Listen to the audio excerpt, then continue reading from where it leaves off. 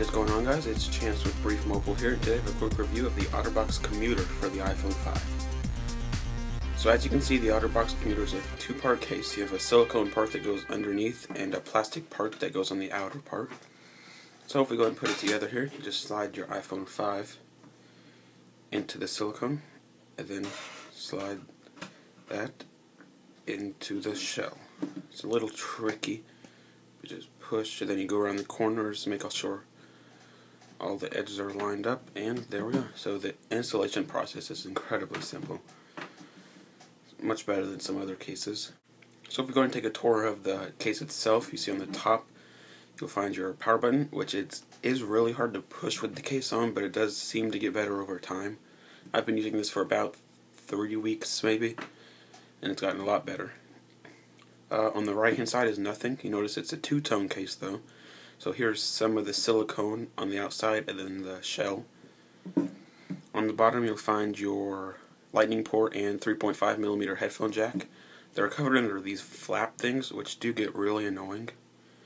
The reason Otterbox does this is so that they can say the case is still dust proof, but since I don't really live in a dusty environment, I'm considering just cutting these off because they are really a pain.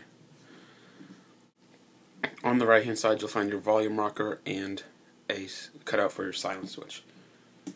The volume rocker buttons are easier to push than the power button in my opinion, but then again you don't push them as often.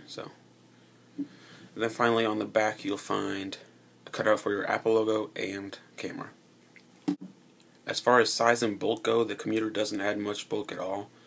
That's obviously one of the selling points of the case over the Defender and competing cases. It provides a solid amount of protection, but it's also pretty lightweight and still slides in and out of your pocket just as easily.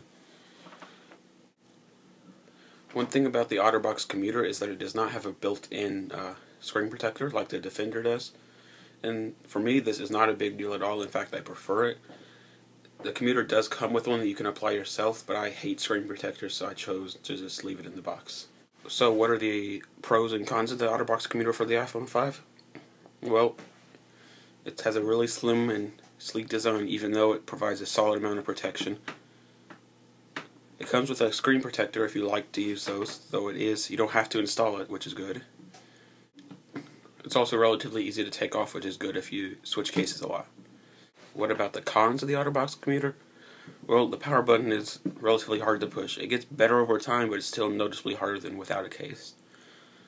Also, these flaps down at the bottom get annoying, and they don't really seem to add much benefit unless you're in a dusty environment, and even then, if you are in a dusty environment, then the Defender might be a better choice. And it's a little pricey. It comes in at about $35 for most places, but that's the price you're going to pay for a lot of solid cases, so it's not that big of a deal. Overall, would I recommend the Otterbox Commuter? Well, if you need a case that doesn't provide too much bulk but still adds a lot of protection, then it's one of the best options out there. It's a little expensive, but you can't go wrong with the Otterbox branding and support, so it's a definite buy. I'm Chance from BriefMobile. Be sure to stay tuned for even more videos and check out BriefMobile.com for all the latest news.